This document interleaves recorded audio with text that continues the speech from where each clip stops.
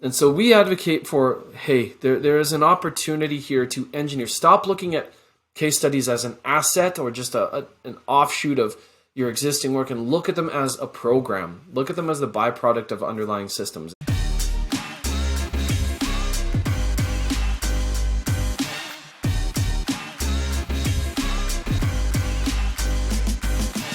Hey, Joel, welcome to the show.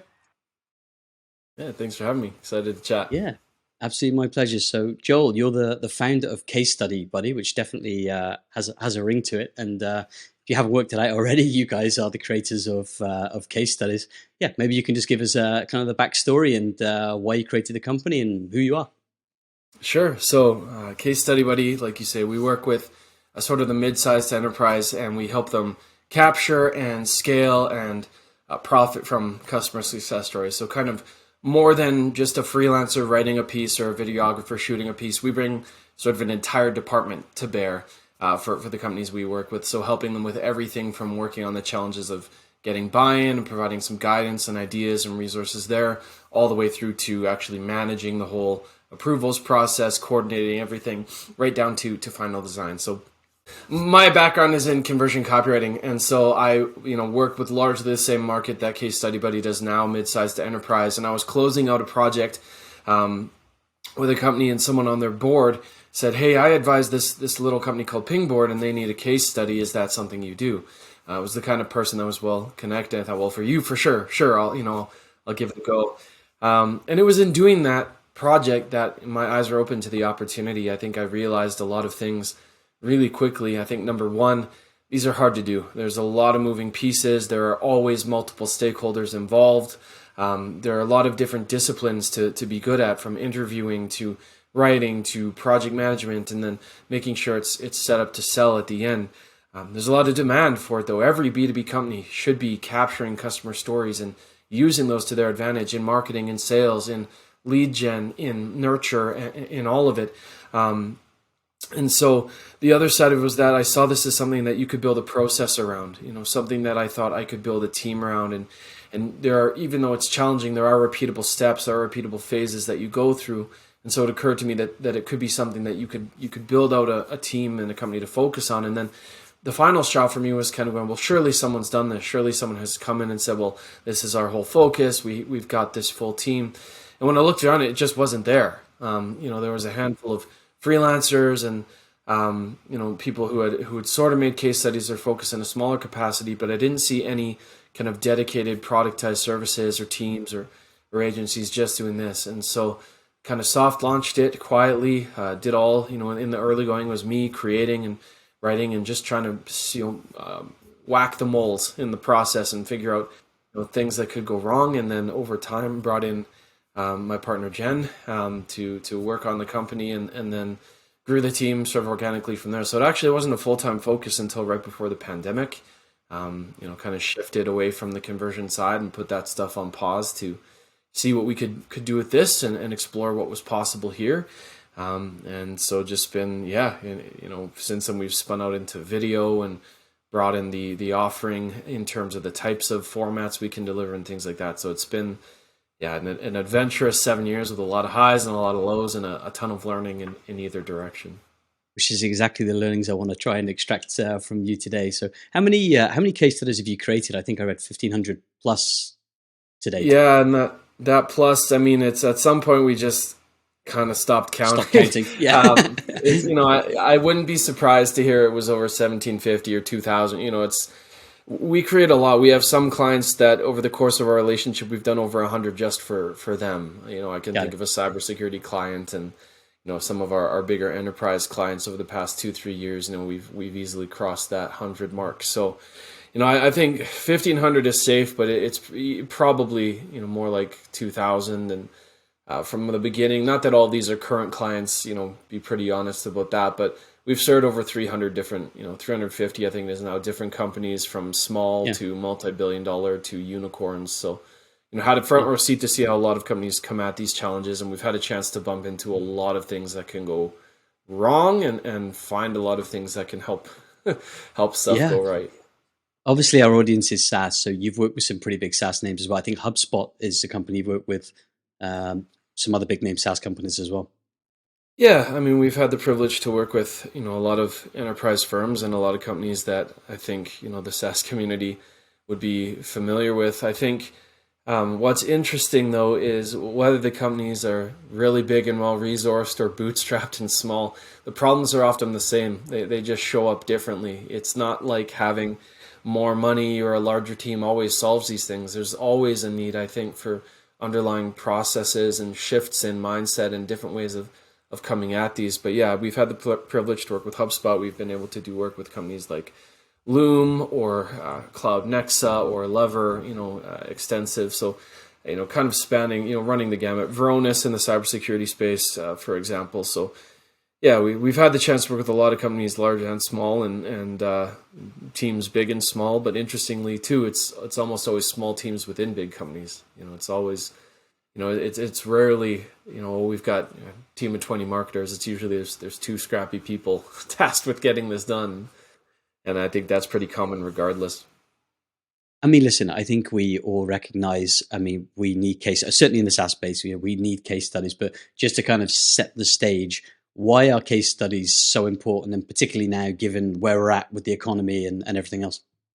I think number one, case studies are the ultimate differentiator. I think if you've been in SaaS for more than 10 minutes, you realize very quickly there are competitors everywhere. They can take your features, they can take your UX, they can poach your people, they can copy your messaging, they can copy your design. There's few things in SaaS that cannot be quickly mimicked or copied. So to have customer success stories, those are unique to you. No one can take the results you've driven for customers, the accounts you've been able to secure and keep happy. And so I think that's one thing, is it's a huge means of demonstrating the efficacy and value of your product to a market where there's a ton of competition, especially the more saturated it gets. I think in an economic climate like this, where companies are trying to do more with less, case studies, traditionally seen as just these bottom of the funnel, end of journey assets, are actually these huge reservoirs of value where, yes, they might cost a little bit more to get done up front, but the amount of ways you can repurpose and deploy them and wring value out of them is immense. I mean, everything from using them in ads and cold outreach. There's good research that shows using, naming clients in your cold outreach and having good examples in your cold outreach. I think Hipmunk did a study some years ago that showed it tripled the number of positive response rates. In a market where people are trying to grow, that's really important. In ads, you can deploy in remarketing. We've seen companies be very successful in bringing people back through social proof, through these stories, bringing them back into stories that demonstrate the value someone came looking for. But even in things like nurturing and upsells, having stories about people who, for example, went premium or upgraded to another tier, debated that, struggled with it, but ultimately, received the value of doing that, driving more value and ROI from the clients you already have. Stories can be enormously valuable there.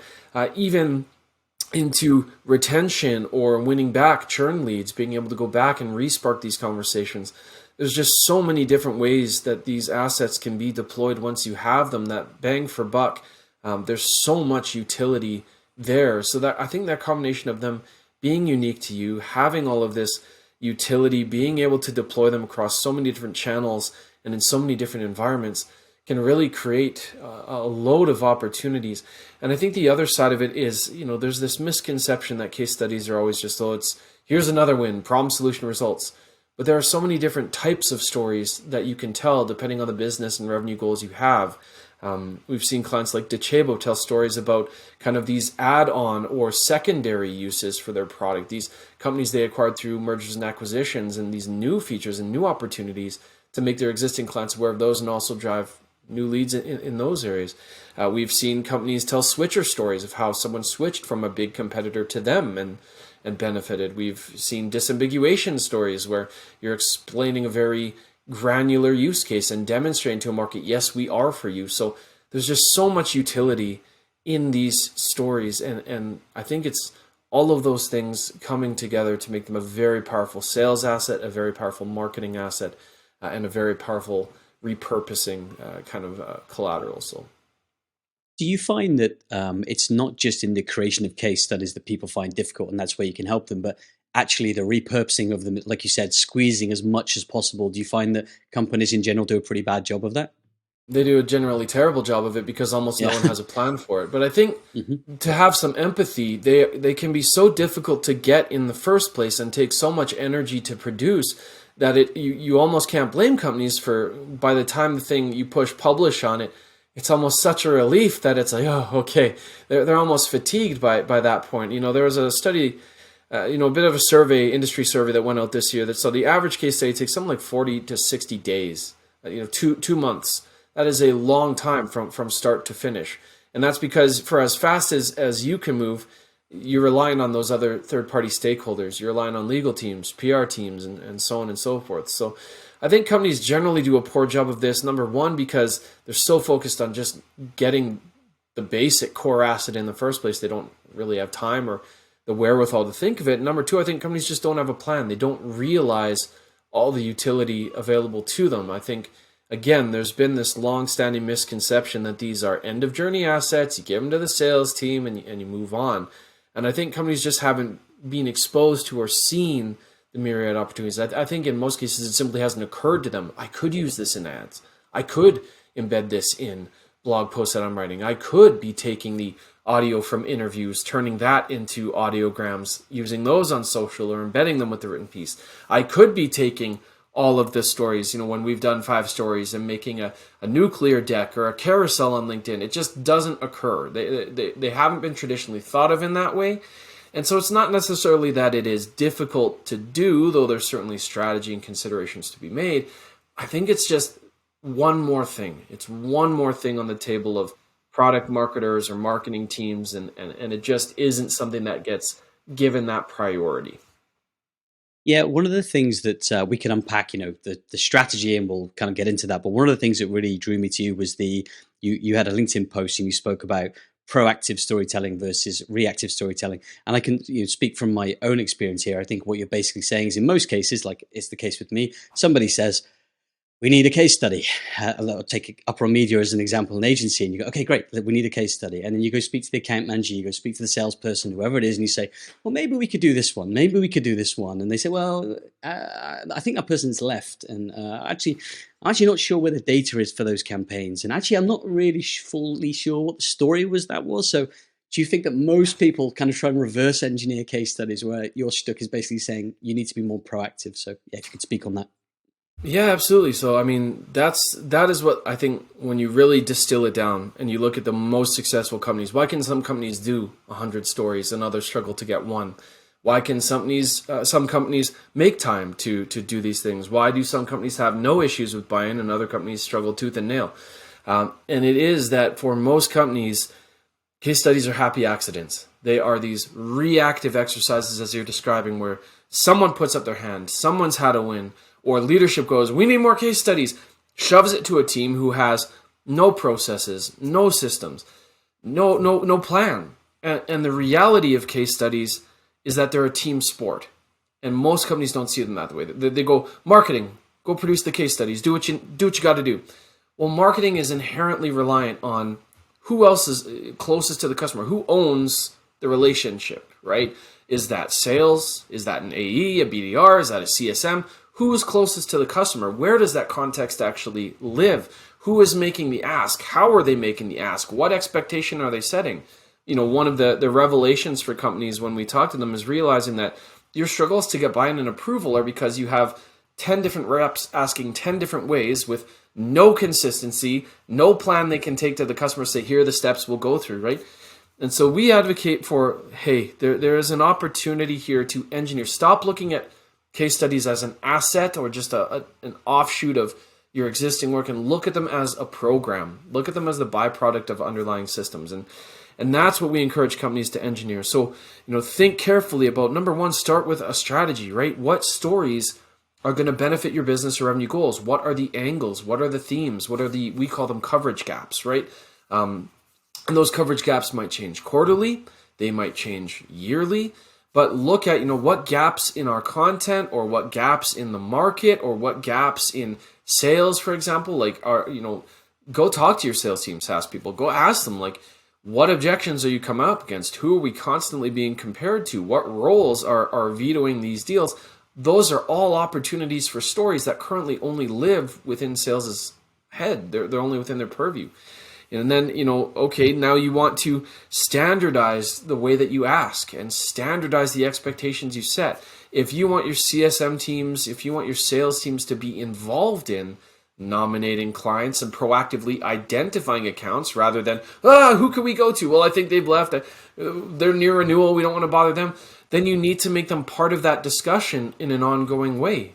You should have an SOP where the types of stories you're going after are identified, the types of roles you're going after are identified, where there is shared criteria for identifying a win. So that marketing doesn't go to CSMs and say, I want to do this account, and sales goes, oh no, that account's going to be better in 6 months. Come back in 6 months. There should be criteria for identifying, no, this does fit the criteria for a win right now, and we should do it now. And that just gets people pulling in the same direction. Having a plan for things like incentivizing CSMs or sales teams, or having event-based triggers where, hey, every second week or once a month, we're going to have, say, a Wins Wednesday where we get the marketing and sales teams together, share what's going on in the accounts. You need to have these ongoing kind of conversations, this shared information, this centralized kind of strategy that everyone is keyed into. Everyone understands their roles and accountabilities within that system, so that you can go from reacting and trying to discover the stories in reverse and discover candidates in reverse to proactive, knowing who you're going after, nominating best fits, capturing that story from the time someone signs up for your SaaS product all the way through to when they've had a win. I mean, there are good examples of this already in small ways. When you look at, for example, what FreshBooks has done during the onboarding process, they get you to identify the goals you have for being part of the platform. That might feel like soft marketing stuff, but it's not. By telling you what I'm trying to achieve, that opens the door to conversations on the KPIs I might be tracking, encouraging me to track those KPIs, celebrating when data shows up in my dashboard or within the platform that shows, oh, Joel's actually achieved his first small win, or Joel is trending towards this type of win. I mean, SaaS has a unique advantage in this regard in that they can put out dashboards, they can send out newsletters based on activity, they can identify within the platform when I am trending towards the goals that I identified on earlier. And so even doing something as simple as capturing their stated goals, their stated intent, their stated KPIs that they're going to measure success gets at the beginning, centralizing that, making it accessible and making someone accountable for continuing to chase up that thread, that in and of itself makes getting buy-in or identifying candidates that much simpler. So shifting from this place of and going backwards and having to rediscover it all to, we know who the client is, we're tracking their story. When they have a win, it's just a matter now, the context is there. It's just a matter now we can focus on really pampering them, capturing the depth of story in an interview, and telling that story in a strategic way versus this race to rediscover it all. Yeah, it's super interesting. In the past, I've really struggled to getting client buy-in is really challenging. And in the past, I tried to get some video case studies, and I failed. I failed, I think, on 3 separate occasions. So, kind of one question is, how do you get client buy-in? But actually, kind of more important, kind of following on from your thread, is it really important to get the client buy-in from the get-go? Is that kind of like a prerequisite?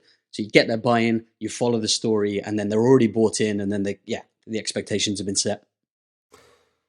I think consider it this way. For most clients today, the way that they get asked is someone swings out of nowhere that they've never heard of, a marketer that they've never engaged with, making an ask that sounds like there's nothing in it for them, asking for an ambiguous amount of their time, to what can be a kind of scary sounding ask. Can we do a case study? Well, that sounds very clinical, almost like you're going to wheel out the gurney and, dissect me and put all my metrics on display and my strategy and all of that. And that's a big part of why buy-in is so difficult, is because it comes out of nowhere from unfamiliar people in a lot of cases. And there's also, in most companies, as much as we'd like to believe that it just happens organically. In a lot of companies, there is not a culture of talking about KPIs and talking about metrics and talking about ROI with your clients. And whether you're a self-serve SaaS or hands-on enterprise accounts, there are plenty of opportunities to be talking about KPIs, celebrating wins, asking about how people are tracking, both one-to-one and asynchronous, but they just don't happen, or they don't happen consistently. So I think there are some things to think about when we're thinking about getting buy-in. I think number one is, this is the long game. It's not going to happen overnight, but work to make talking about KPIs and ROI and metrics normal from the time I become a client onward, whether that is during the onboarding, whether that is during a call with my rep, whether that is just ongoing feedback surveys where I have a chance to tell you how I'm trending or the results that I'm seeing. Look for ways to make that a scheduled and normal and comfortable thing. I think number two, especially for software, again, you have unique opportunities to this, but make KPIs obvious and available. One of the surprises to marketers is that their customers often don't know what a win looks like. We assume our clients know when they're winning with our solution, but they don't always. They know that it's working for them, but they may not recognize a win when it's there. Some really great examples in the software space of companies doing this well. For example, Loom will send you a recap email every month that says, this is how many meetings you saved. Now that's a metric that they engineered where basically, hey, 1 5-minute video equals 1 meeting or whatever, but it's a way of reminding me ongoing of the value that I'm receiving so that I feel that I'm winning and I feel I have a good grasp on my own story. So Loom's one example. Calendly is another. They've started rolling out kind of these reports on different productivity angles and measures. Grammarly's like the classic one in the space. Hey, you're better than 97% of people, or you wrote this many words or whatever. So making that regular and visible and tangible for people is valuable too. When we get to making the ask, I think the worst thing you can do is blast off a boilerplate template you found somewhere without any personalization. I think when you're making the ask, you want to keep in mind that the reasons they will say no are fear of what will be exposed, fear of how long this might take them, fear of how they will be presented, fear that something will go live without their consent, fear even of having to get approval internally. You have to counter all of those things going on in their head, as well as the notion of inconvenience, that this will take some of their time, and the question of what's in it for me. So when you make your approach, the way to come at it, be personal. Tell them why them, why their story, why are you coming to them, and be specific also. What parts of their story are you hoping to highlight? If it's not the whole kit and caboodle, what is it about their story that you're hoping to share? And to do that, you have to have a sense of what their story might be. But by making it specific, you make it more tangible, you make it less scary. When you make the ask, consider changing your language from would you be in a case study to can we feature you? Can we share your success? Can we put your company in the spotlight? All of that subtle change in wording goes from making it something that's all about you and your success because of their success, and more about them and what they've done and how they've innovated and how they've iterated. So consider your wording. Come with a plan. Be able to tell them, this is from a high level what's involved. This is how long it will take you. And be ready to have something to help them sell this internally. So we offer to our clients a pitch packet that basically it's short, high level, makes 2 promises that they will have control, that it won't take much of their time, lays out the process, shares some samples of final products so they can see, hey, other companies have done this, it's safe, here's how they were presented, I think we could be presented well. And then that benefit piece, right? If you have a good audience, you have a good social following, maybe it's about positioning. We'd love to take your story to 10,000 people. If you plan to promote it heavily, hey, you have control over the narrative, and we plan to use this to support this campaign. If there is an actual monetary incentive or free months or whatever, those are options available to you as well. But cover that what's in it for me.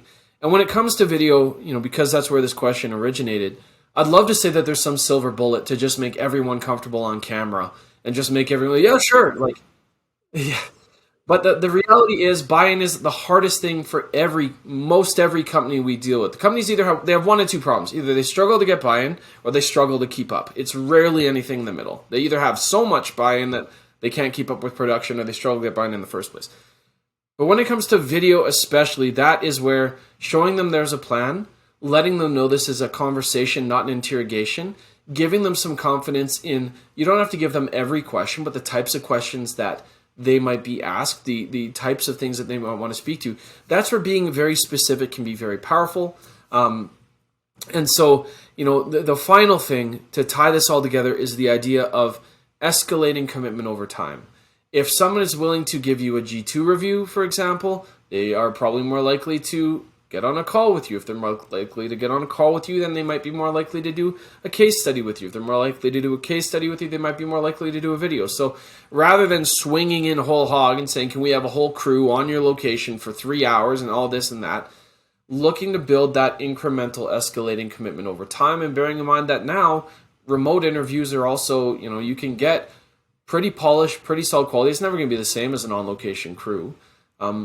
But I think the pandemic, if it did anything positive for anyone, made more people comfortable being on camera and more familiar with it. So, hopefully there's some things in there to unpack, but having a plan, making it easy, making it predictable, giving them control, those are all parts of the recipe for getting stronger buy-in, and then having the ask come from someone who is familiar or authoritative, someone they know or someone too big to ignore. Like if the CEO of let's just take HubSpot. If Dharmesh or Brian come to me and like, we want to feature you, even if I'm a typically stingy C-suite at another enterprise, I might move on that, right? So, things to consider. Yeah, some incredible advice. I really wish I'd asked you this before I'd tried 3 times and failed with my case studies. Thank you. Cool. You guys published a really interesting piece. Obviously, our audience is SaaS, and I want to make sure I get the name right. The State of SaaS Customer Success Stories in 2023. Obviously, you can go and download that, so I'm not expecting you to just regurgitate the whole thing, but are there some kind of key learnings that you can share from that study? Yeah, so as backdrop, we looked at and next year we're going to go for 100 or more, but we looked at the top 50 sort of software companies on the U.S. Stock Exchange and looked at things like how many stories do they have, what formats are those stories in, how long are those stories, how do they filter or present those stories on their sites, what are common filtering methods, what are uncommon, what elements of social proof do they have within these stories to kind of bolster them, make them credible, make them believable. And there were some really interesting things that came out of sort of what we looked at. I think that both the median and the mean number of stories are incredibly high. I think the median was like 90 and the mean was like 100. Like big companies. Blown away by that. It's a huge number of case studies. I was very surprised by that. Yeah, it's a tremendous amount of stories. And I think the takeaway, though, is not, okay, I'm a mid-sized company with 100 total clients, I need a case study from each one. I think the real thing to take away from that practically, tangibly, is ask yourself the question, why? Why do they have more than one? What is it possibly doing for them to have so much proof? And I think the answer lies in what we talked about earlier, which is they're intentional or more intentional than most anyways about the types of stories they tell. For example, HubSpot's on that list. And if you look at their stories, you will find switcher stories. You will find stories geared towards a certain number of like sales seats. You will find stories geared towards certain features or certain platforms. They have done a brilliant job of recognizing that not all stories appeal to all people. It's not just the biggest logos, the hugest wins. It's about if I'm at a consideration point or if I'm evaluating if something is right for me, even the free product, they've got stories to arm their sales team and also assist leads in discovering information on their own. And that is why you see in a lot of cases these large libraries. Yes, they have the benefit of these large customer bases, but typically these companies are a little more intentional about the types of stories that they tell. There are other things. We looked at how many companies have written stories, video stories, or both. I don't want to misspeak because it's been a little bit since I peeked at the actual metric. But there's still a long way to go for companies combining video and written. At best, I think it was like 50%. And that's not, the lesson is not, we need a video for every story all the time. But I think the bar continues to come down. Even in terms of the barrier to entry to getting video. The tools we have available to us now are better than they've ever been.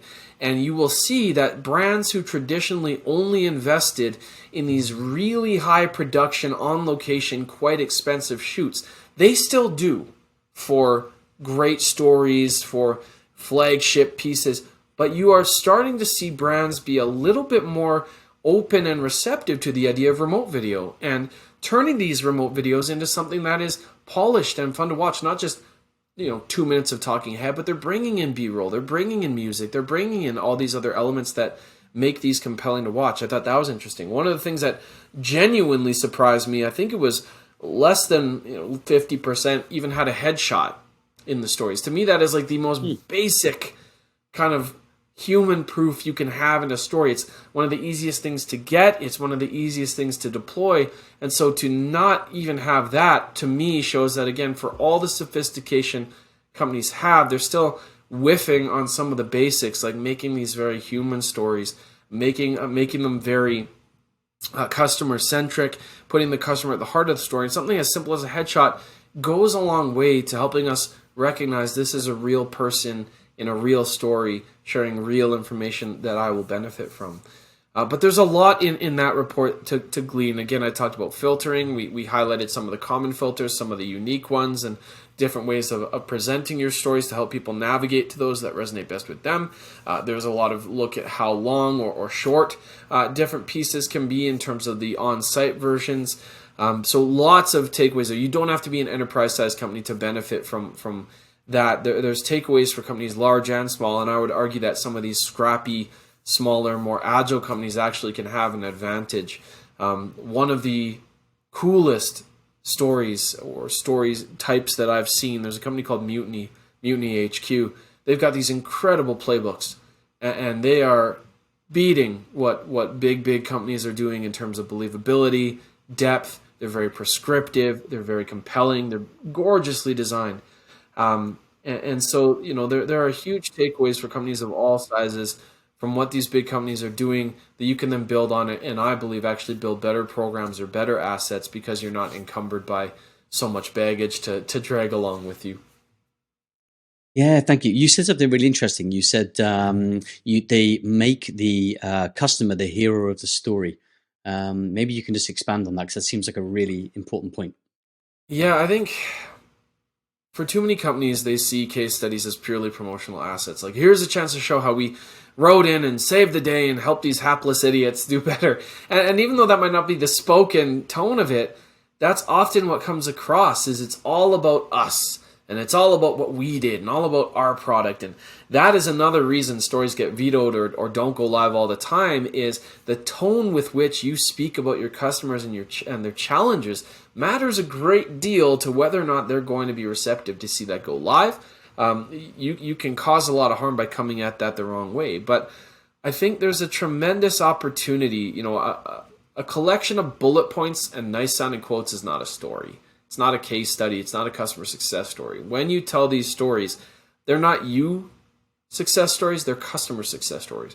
And even when we're selling into enterprise, even when we're selling into B2B, even when we are dealing with buying boards, there's still individual people with individual concerns and individual kind of proof points they respond to. And so by putting your customer at the heart of the story, making their quotes the driver of the narrative, their experience of your solution the driver of the piece versus this feature, metric. Now you've got something that someone can relate to. So for example, if I'm a CTO, I care about wildly different things than a CMO, number one. So your CMO-oriented case studies, I couldn't care less.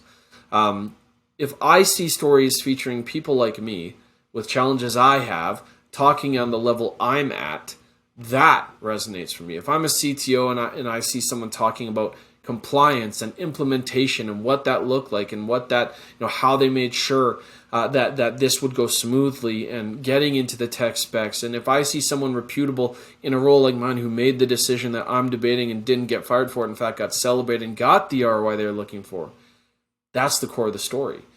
Similarly for any role. So, we firmly believe even anonymous stories, even anonymized stories, we don't write without the customer's involvement. Even anonymized stories for us are driven by the customer's quotes.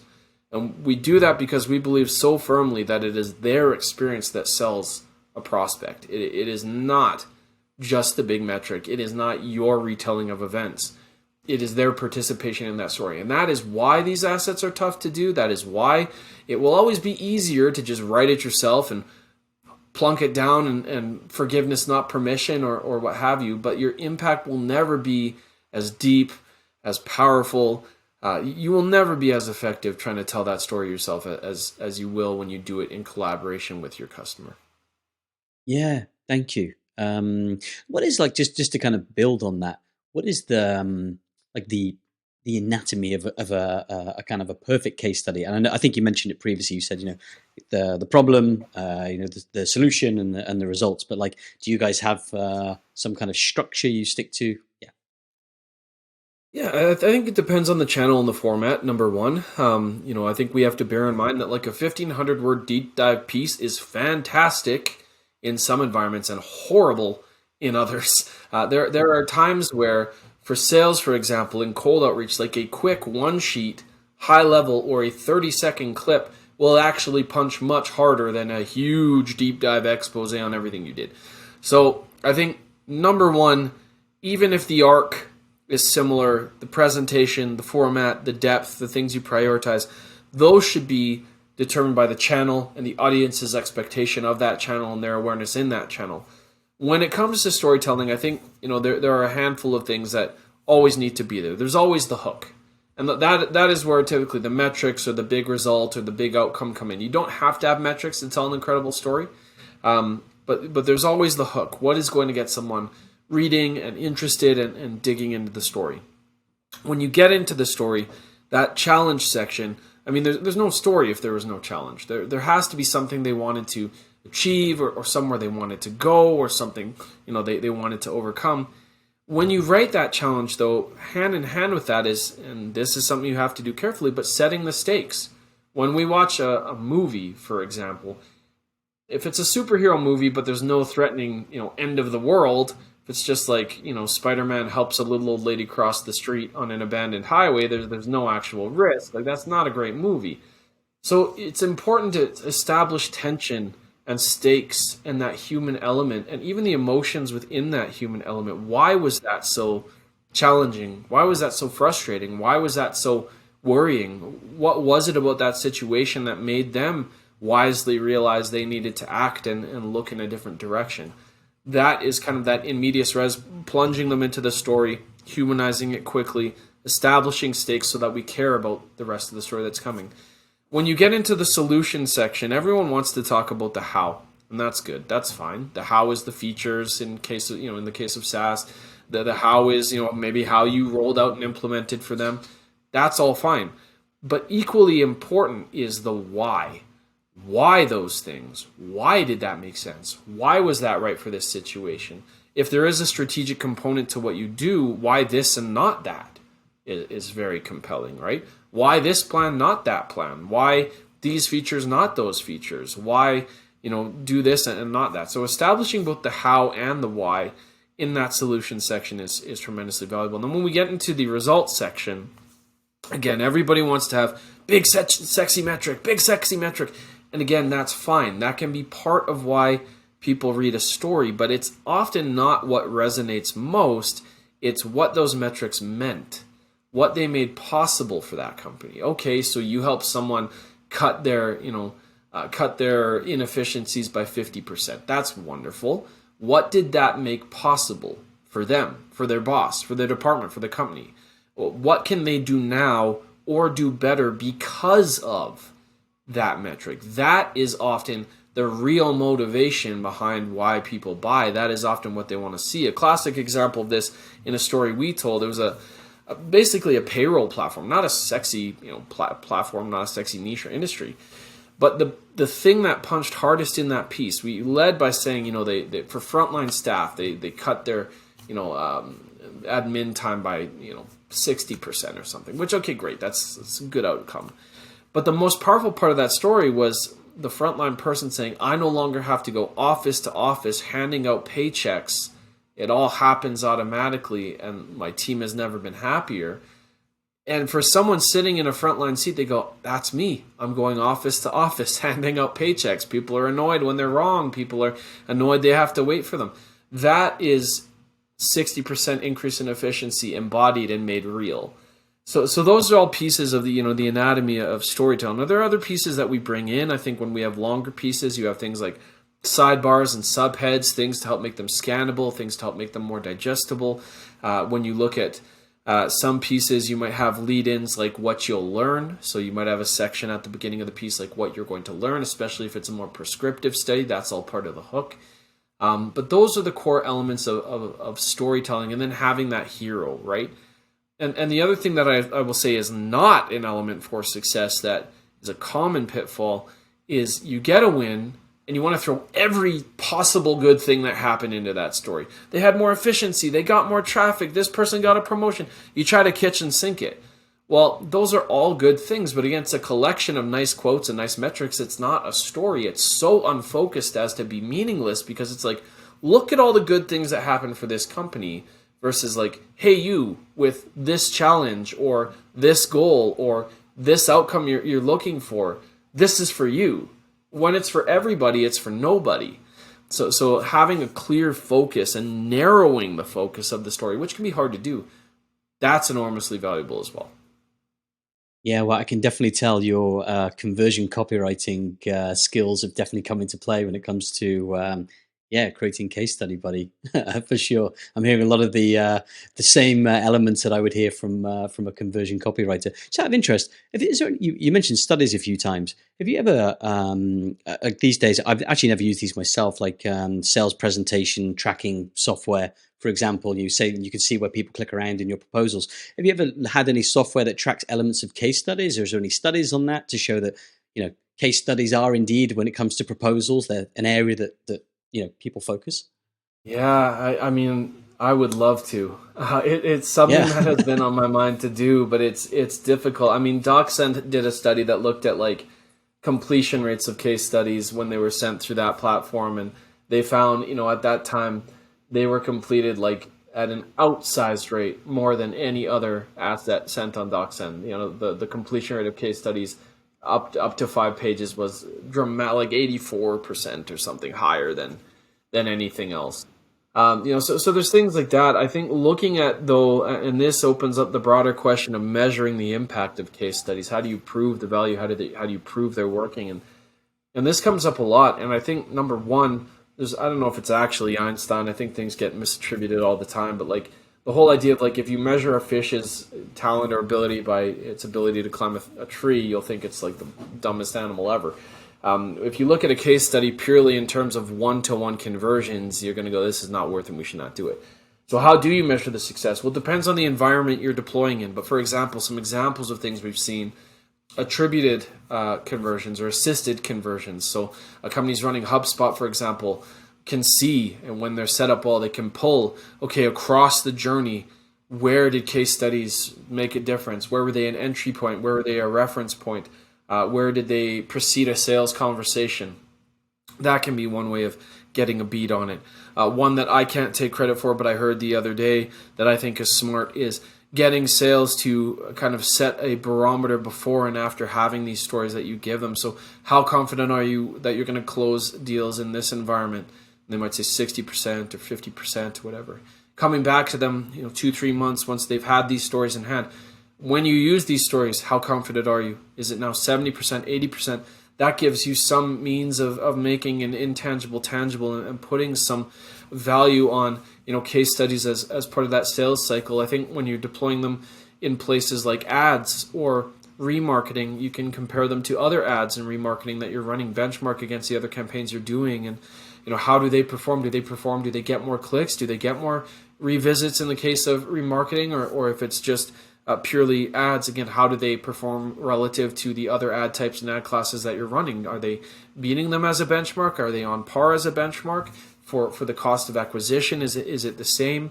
When we look at things like deploying in cold outreach, again, close rates from cold, open rates, click-through rates, all of those give you some indication of how are these contributing to these different conversations going on. So I would love to have a more scientific study that breaks down the individual elements and components and weights them in terms of effectiveness within a story.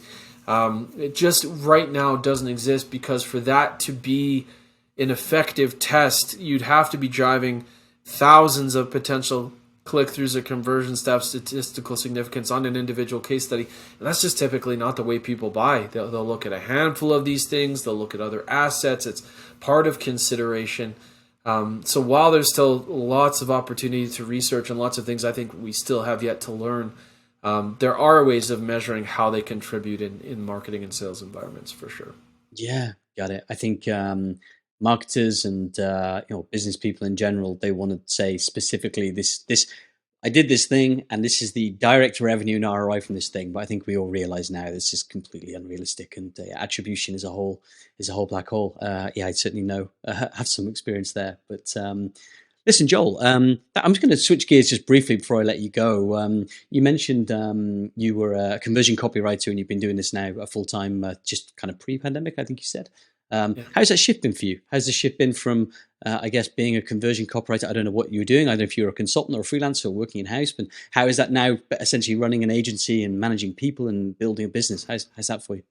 Yeah. So, I mean, previously, copywriter almost stopped being the right word for it by the end, because I was doing more of a consultative, end to end. I would come in and do audits and messaging and positioning and then writing the new variants. And I really loved that work because there was such an investigative element to it. I loved having a mystery to solve, and that's how I viewed it, is when things are not converting, there has to be a reason and there has to be an answer, and what could it be? And so that journey. I think when you work for yourself, you're also very used to having unequivocal control over how everything happens and how quickly you can move and how things get positioned. And there's a certain freedom to that I think some people are better suited for. I think one of the reasons I launched Case Study Buddy, because I wanted to go on an adventure to discover what it would look like for me to build a team and try to build something bigger than myself. And I knew it would expose me to new situations and new challenges. I knew going in it would take me out of the hands-on work and into being more of a people manager and more of that traditional founder, co-founder type of role, where you're now trying to grow a business and make difficult decisions around things like whether it's pricing or product and so on and so forth. I'd say it's been, I'd be lying to say it hasn't been some of the most stressful years of my life and some of the most difficult. I've learned a great deal. There have been, the highs are really high, and there are new, more rewarding highs. There's nothing quite like seeing someone get hired and really work out. There's nothing quite like seeing someone you hired do something in a way that is better than you would have thought to do it. That is enormously rewarding. There's also kind of for me, there was the natural grappling with letting go of a certain part of the business and letting people run with it. I'm and still grappling with that now, but yeah, exactly. Not being in the work, not having the final say. You have to build up you have to be willing to put a lot of trust in your people to do their best and do their work. And it's rewarding when that comes through. So I think, they're different at times, bigger feeling problems. I think it's easy to put a lot of pressure on yourself when you have people depending on you and looking to you for leadership. I think the cliche of entrepreneurship being a lonely job is true, even when you have a partner. I think that there are things that you can't talk about with your team, or you need a different avenue or outlet to take them to. So it's been rewarding. It's been difficult. It's been educational. It's been an adventure, and I don't think I would trade the experience that I've gained in taking it on. There's also, I think, it doesn't get talked about enough, but when you move from being a solo individual, and for me, not in an arrogant way, but someone fairly visible in the space. I mean, I had done work for known names that, I've been able to speak at large events and things like that. Very privileged to do so. There's always kind of a bit of a mourning or a worrying about will that go away when I'm no longer in that space, when I'm no longer the person, the guy. But there's a freedom in letting some of that go, and you ultimately find your connections don't evaporate, your credibility doesn't just disappear. For me anyways, you wind up being okay. So yeah, it's like I say, high highs, low lows, lots of learning, and if nothing else, I think just a joy to see others on your team succeed, and to be put in an environment where you need to develop your collaboration skills, your leadership skills, your management skills, and make different types of decisions you wouldn't otherwise be exposed to. So yeah, it's been a lot. Yeah, I mean, I obviously have resonated a lot with that. I think one of the most beautiful things of being an entrepreneur, starting your own business, is when things get done to a higher standard than you can do yourself, and you have zero involvement. Like, oh, we did this thing, and it's like, holy shit, wow, you did this whole like, and you had, I know, to like you said, to build something bigger than yourself, and to build something that in of itself can grow. And I guess the goal for me is to have something that can grow completely without me. But that's definitely a journey, and yeah, letting go is definitely very challenging, especially when you're very good at what you do, Joel. I mean, I'm sure if someone's going to write a case study and do a project, you're probably the most qualified person to do that. But yeah, you got to kind of sit back, let go, and let your team fly. So it seems like you've done a great job. Yeah, I mean, it's like I say, it's been there've been great days, there've been tough days, but when I look at, at the end of the day, when I look at the things that we've accomplished together, and when I look at the work, I mean, we do interviews and stories now that I don't hear about till later, and it's like, oh, well, we interviewed PayPal. I had no idea. Like, that's great. Exactly that. It's beautiful. Yeah. I mean, there's some of my joys over the past month have been seeing, our lead writer take on the helm of like our own stories, getting our own stories on our site, and the way that she has solved issues and blocked and tackled and come up with ideas, and just both the relief of not having to do that myself, and then the joy of watching someone else, like you say, produce to a higher standard than you would, I think is huge. So, it's not for everybody, but I think it's, you have to be the right kind of person, I think, to build a company bigger than yourself, because there's so much change and so much that's different about it. But it certainly can be, rewarding in different ways than working for yourself can be. Thank you, Joel. It's a really nice way to end. Cool. Where can people find you?